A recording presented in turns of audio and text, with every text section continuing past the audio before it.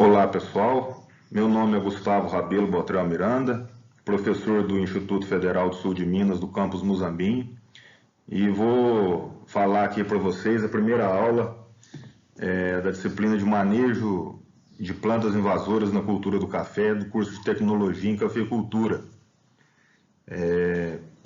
A gente está começando a vida de youtuber, né? Então pedi para vocês aí dar o like lá no meu canal, né, dessa aula, e a gente vai ter aí um bate-papo a respeito desse assunto aí nesse início. Então vamos lá. Vamos fazer então a primeira parte da aula, né, a parte de introdução ao manejo de plantas invasoras na cultura do café. Então aqui foram algumas fontes, né, que eu busquei informações a respeito desse assunto. O Manual de Identificação de Plantas Daninhas, Plantas Infestantes e Nocivas e Plantas Daninhas no Brasil. Bom, qual o conceito de plantas invasoras para a cultura do cafeeiro e não plantas daninhas, né? Antes de qualquer coisa, a gente pode dizer que essas plantas elas podem ser chamadas de diversas formas pelo Brasil afora, pelo mundo, né? Em função da regionalidade ou conceitos que se formam ao longo do tempo aí. Então, por exemplo, no Rio Grande do Sul pode ser chamado de inso, Paraná e São Paulo simplesmente chamado de mato, né, de maneira juquira, né, que também é regional. Mas de maneira geral, planta daninha é o nome que é dominante. Planta daninha, planta infestante, né, são os nomes dominantes aí para essas espécies não desejáveis na agricultura. Então, por que a gente usa o termo planta invasora? A planta invasora ela pode estar presente na área, né, a planta indesejável ela pode estar presente na área e não diretamente causar dano por competição. Né? Por exemplo, no caso do cafeeiro, se ela estiver na entrelinha do cafeeiro, ela não vai causar um dano direto, né? E nem sempre ela vai causar um dano indireto. Daqui a pouco a gente vai conversar um pouco sobre isso. Agora, se essa planta estiver embaixo, na projeção da copa do cafeeiro, aí sim ela vai causar um dano, né? Porque ela vai competir por nutrientes e tal. Ok? No caso de culturas anuais, se uma planta estiver presente na área, ela fatalmente, né, vai causar um tipo de dano. Né? Então, nesse caso, o termo planta daninha tornaria-se mais apropriado. Mas no caso do café, o conceito mais amadurecido aí de planta invasora.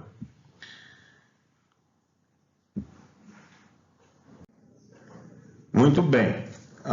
Então, onde ocorre a competição? Né? Como a gente já comentou no slide anterior, se a gente comparar a lavoura de café com uma lavoura de milho, a competição ela vai acontecer na projeção onde tem a cultura propriamente dita. Né? Então, o milho é uma forma de cultivo bem mais adensado, né? As culturas anuais são bem mais adensadas aí, né? Plantas são mais próximas. Então, a planta daninha ela causa um dano mais total na área, né? No caso, diferente o ambiente, por exemplo, do café, do cafeeiro, onde a gente tem uma faixa com a cultura e uma faixa livre da cultura, né? Onde vai passar o trator e ali não vai encontrar raízes do cafeeiro, não em muita quantidade.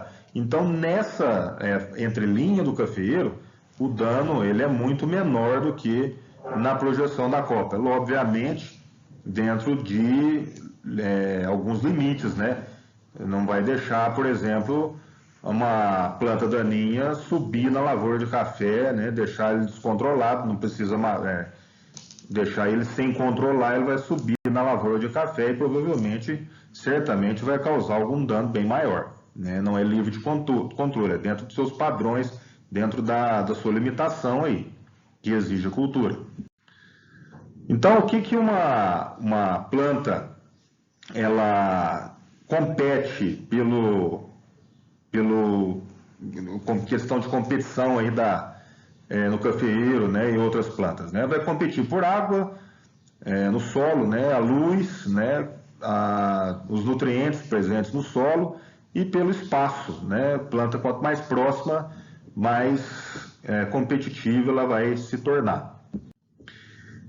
E aí o que a gente pode levar em consideração para definir uma planta invasora, né? Pode-se dizer que é uma planta que vai se desenvolver onde é desejada, né?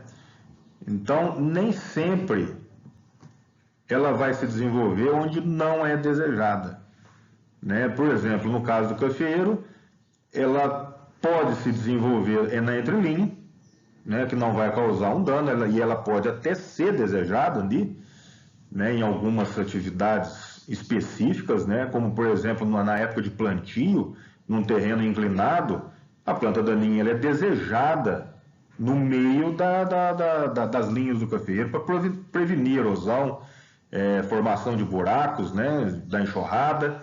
Então, nesse caso, ela é desejada. Então, nem sempre ela não vai ser desejada, né? Outro ponto aqui, ó, é uma planta que causa danos, mais danos que benefício? Nem sempre, né? A gente já viu aí, acabei de citar um benefício das plantas daninhas aí, assim como quebra-vento e outras situações mais. É uma planta que causa danos a outras plantas de interesse? Nem sempre também, né? É um pouco, os casos são parecidos aí, né? Pode, por exemplo, ter plantas aí de interesse, por exemplo, um pé de mamão no meio, né, para poder, no caso de uma cafeicultura mais familiar, né, você deixar algumas plantas no meio da lavoura para poder ter um interesse maior, né, vai causar algum benefício aí, né, na alimentação humana, né. É uma planta fora do lugar? Pode-se dizer que sim. É uma planta indesejável? Eu acho que aqui não caberia o caso sim, né? Caberia um caso nem sempre, eu acho que ficaria mais adequado. A planta ela pode ser, em alguns casos, até desejável, né? O tipo da planta. Uma planta que ocupa espaço destinado a outras atividades? Sim. Né? Uma planta que domina todas as artes de sobrevivência? Com certeza, né? É uma planta que ela vai ter rápido desenvolvimento, grande produção de massa verde, grande produção de semente de fácil dispersão, né? Então várias características aí que determinam essas plantas daninhas aí. É uma espécie de planta que se adapta ao habitat alterado, claro, senão ela não seria danosa, né? Tem uma alta capacidade de adaptação. Então, tudo isso aí são características de uma planta invasora.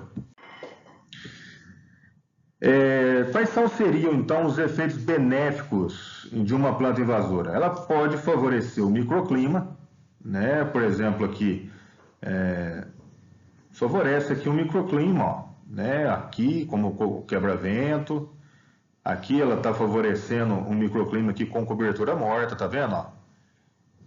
Tem uma cobertura morta que, ao mesmo tempo, ela retém erosão, né? Então, é interessante essa situação aí, né, favorecendo um microclima mais úmido, né, retenção de umidade no solo, né? Então, aqui favorece o microclima, controle de erosão, aumenta o teor de matéria orgânica, cria um ambiente favorável para microflora e microfauna, né? Então, às vezes traz alguns micro-organismos benéficos ou animais também benéficos, né? Cobertura morta e, por fim, aqui a ciclagem de nutrientes, né? A gente pode trabalhar aí com plantas para fornecer aí, buscar os nutrientes em profundidade, como é o caso da cortalária, e a partir da hora que ela vai crescendo, roça, e a gente tem ali a cortalária, massa morta da cortalária, tirou lá uma boa parte aí dos micronutrientes em profundidade, poderia estar mais indisponibilizado aí para o cafeeiro. Feijão guandu também, né, ajuda nessa situação. Espécies infestantes que podem não ser consideradas invasoras, né? Aqui no caso, eu coloquei um detalhe aqui da abelha, né? Tem muitos apicultores na cafeicultura, né, que aproveitam da oportunidade do mel como uma fonte de renda também secundária, né? Então as espécies apícolas aqui, elas também são um interesse secundário aí, ó, né, para uma outra atividade que pode ser usada na agricultura. A alimentação humana, né, por exemplo, quem gosta de uma pimentinha, aí de repente sai lá uma pimentinha no meio da lavoura de café, né? O pessoal vai lá e tira aí o proveito dessa oportunidade, faz lá uns vidrinhos e tal. Medicamentosa, como é o caso da carqueja, picão para criança, né, para problema de icterícia, tem várias outras formas de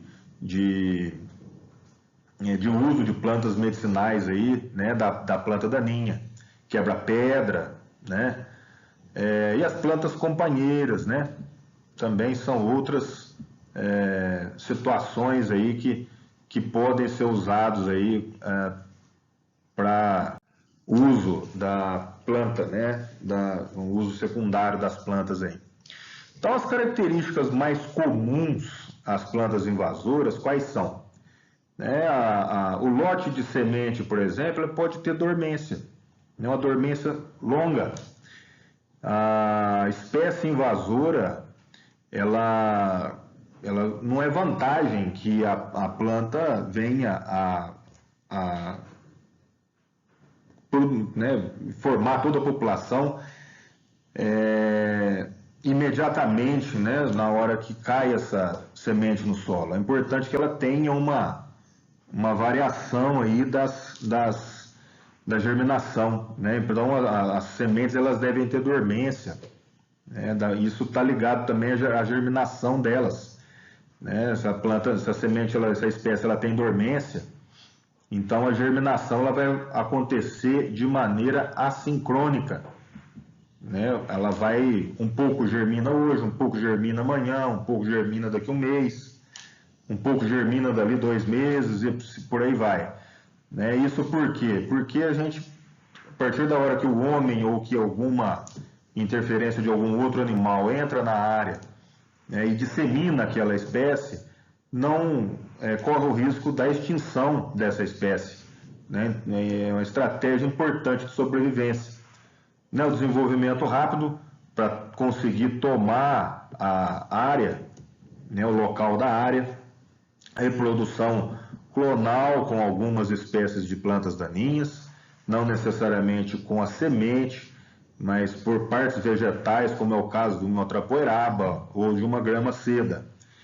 Plasticidade fenotípica, aqui está relacionado principalmente à capacidade que essas plantas têm em adaptar diferentes ambientes, né? E, lógico, a formação da planta ela pode ser diferente de uma condição normal, né? Às vezes ela pode ficar mais raquítica, menos desenvolvida, mas ao mesmo tempo garante a perpetuação da espécie, garante a produção da semente, com isso a longevidade da espécie, né?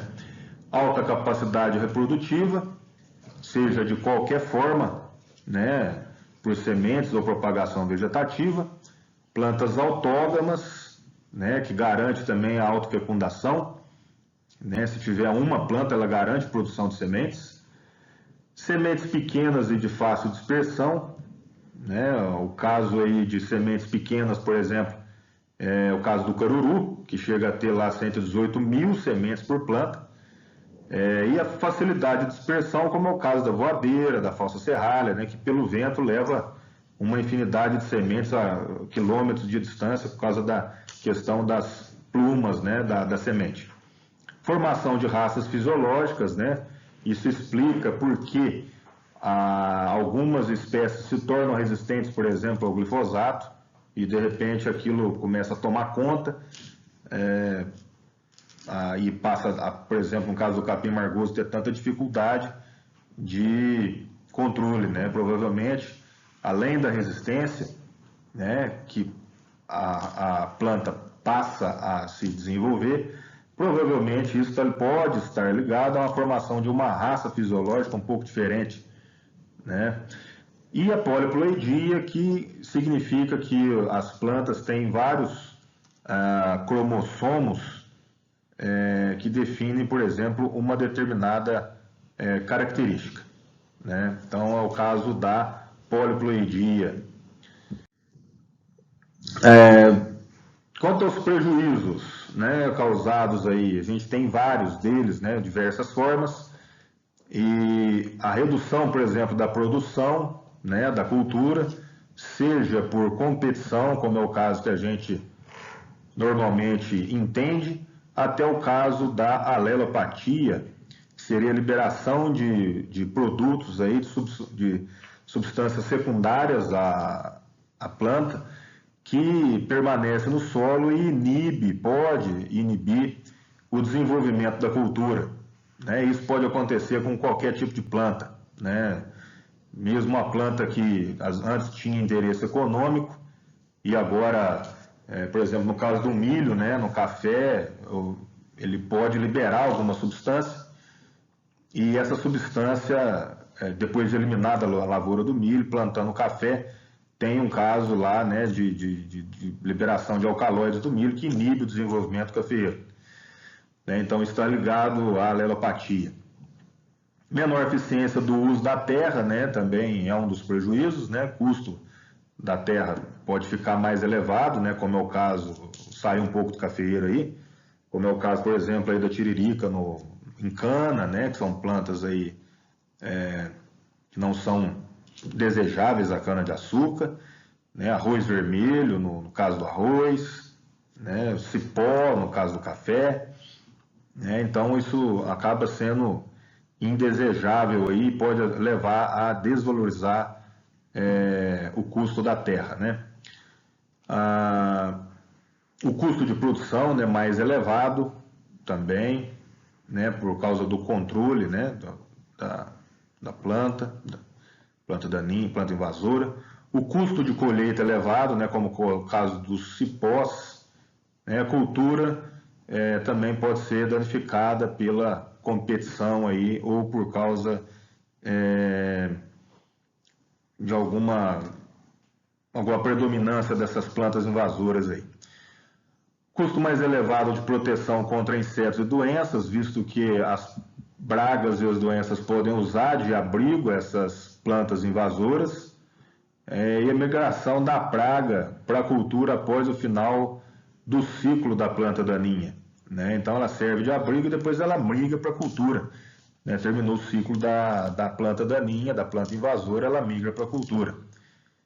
A qualidade do produto mais baixa, né? Sementes de plantas invasoras no produto, como é o caso do carrapicho, por exemplo, em algodão, né? Picão em algodão, né? A tiririca, a semente da tiririca no café, odor da planta invasora no leite, e plantas invasoras tóxicas também, são plantas, são situações aí que têm dano no produto, diretamente no produto.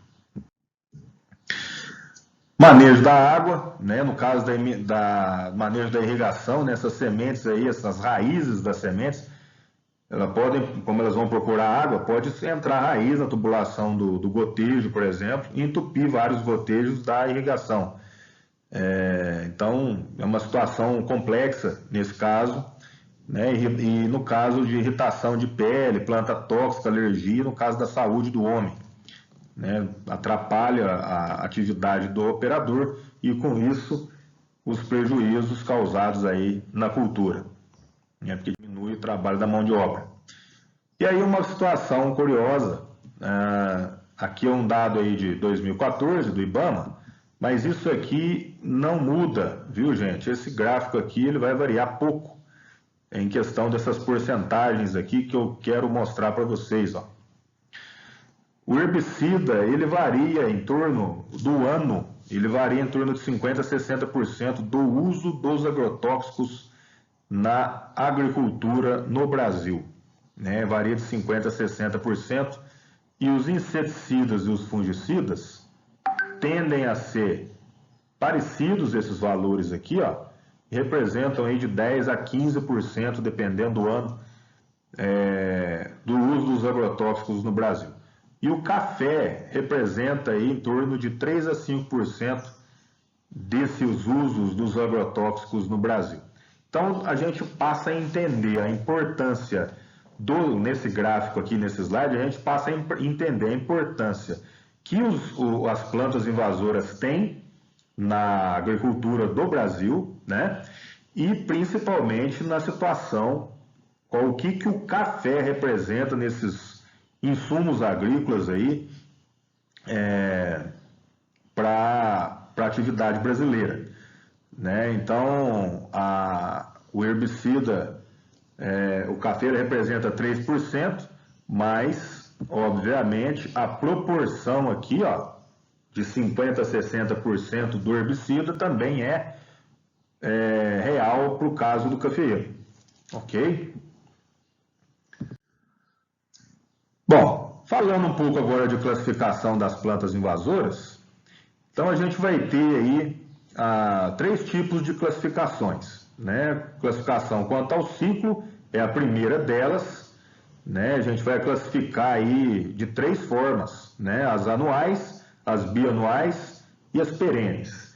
Então, as culturas anuais são aquelas plantas invasoras anuais, são aquelas que germinam, desenvolvem e florescem e produzem sementes e morrem dentro de um ano. Né? Um ano ela faz tudo. Germina, desenvolve, floresce, produz sementes e morre. Né? Fechou o ciclo dela, né? Uma planta invasora anual. É o caso aí do caruru da mancha. Né, os carurus, de maneira geral, Beldroega, né, são as plantas aí anuais.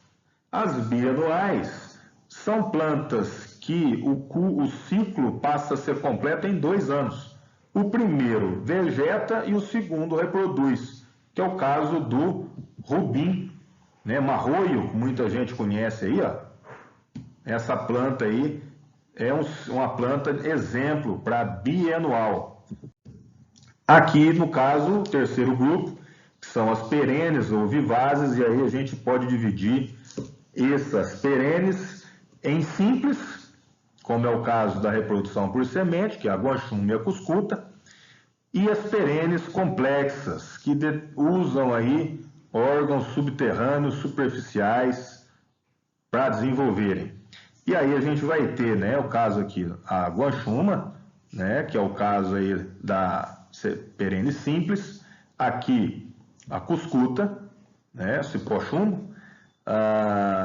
Aqui a gente começa, né, com a grama seda, aqui um exemplo de perene complexa, né, as rizomatosas, né, que vão ter produção de rizoma, como é o caso aqui do capim maçambará, né.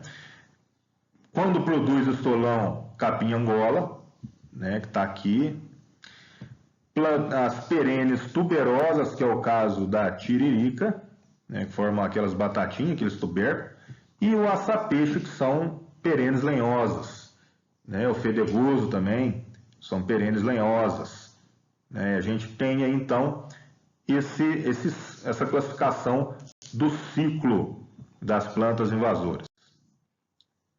Outro tipo de classificação das plantas invasoras, ou plantas daninhas, né, no caso aqui do café, plantas invasoras, a gente vai ter aí as herbáceas, que são plantas pequenas, né, tenras, de porte baixo, cojoado de capote. A arbustiva tem ramificação desde a base, né, ela vai crescendo e ramificando, exemplo da mamona. Arbórea, ramificação acima da base, do caule bem definido, né, então forma um caule ereto, dali a ramificação, caso da lobeira. Trepadeira, né, usa outras plantas como suporte. Hemipífita, né, que vão iniciar o desenvolvimento sobre uma planta e depois elas vão acabar emitindo o sistema radicular. A epífita, que cresce sobre outra, né, e sem utilizar o fotossintato do hospedeiro, né, que é o caso aí do morquídeo, por exemplo, né, facilidade de entender, né, não causa dano nenhum à planta. né? E a parasita, que é o caso da erva de passarinho, que é o caso do cipó-chumbo, né? Cuscuta aí, que cresce e utiliza o alimento da planta, suporte, né? Que muitas vezes pode ser a cultura também. E aí, né, a gente vai ter aqui classificação quanto ao habitat, né, que é a terceira e última classificação das plantas invasoras que eu tenho para apresentar para vocês. E aí a gente fala um pouquinho essas plantas invasoras quanto ao habitat, a gente pode falar que elas também servem para servir de bioindicadoras, né, plantas bioindicadoras que indicam o ambiente onde a gente vai trabalhar. Isso é importantíssimo na agricultura, para saber indicar necessidade de algum tipo de adubo, né, algum tipo de manejo que pode ser usado naquela área em função da vegetação que está lá presente. Então a gente tem aqui para indicação de solo fértil, né, o caso aí de beldroega e caruru, e o solo pobre, que é o caso aí da guanchuma. Plantas invasoras de baixada, né, sete sangrias e a tripa de sapo, né, de gênero aí das alternanteras, né, que é o caso aí do apaga-fogo, né. Depois a gente tem aqui as plantas invasoras aquáticas, né, que são as marginais, né, como é o caso aqui da tiririca, as flutuantes, como é o caso do aguapé, as algas são as submersas livres, as submersas ancoradas, que é o caso aí da elódia, e as emergentes, que é o caso aí da taboa. E as plantas invasoras de ambiente indiferente, que é o caso do capim-arroz, né? E as plantas invasoras parasitas, cipó-chumbo aí, que a gente já comentou algumas vezes nessa apresentação. E aí eu trago uma lista para vocês aí, que vocês podem dar uma olhadinha depois lá no material que vai estar disponível, né? Algumas plantas indicadoras que podem indicar na agricultura, né? Indicar o ambiente, né? Então a guanchuma, por exemplo, indica lá um subsolo compactado, um solo possivelmente erodido, fertilidade um pouco a desejar, né? Solo pobre, ela geralmente solo ela fica pequena com solo pobre. Na biça indica carência de boro e manganês, picão branco, né? Os picões aí indica solos de média fertilidade, né? Deficiência de nitrogênio e excesso de nitrogênio e deficiência de micronutrientes. Depois a gente tem aqui mais uma outra lista, ó, beldroega com solo fértil, né? Geralmente protegem o solo. Capim carrapicho indica solos decaídos ou erodidos. O capim rabo de burro, típico de terra abandonada, né? Indica solos ácidos com baixo teor de cálcio. E grama seda aí, um solo mais compactado.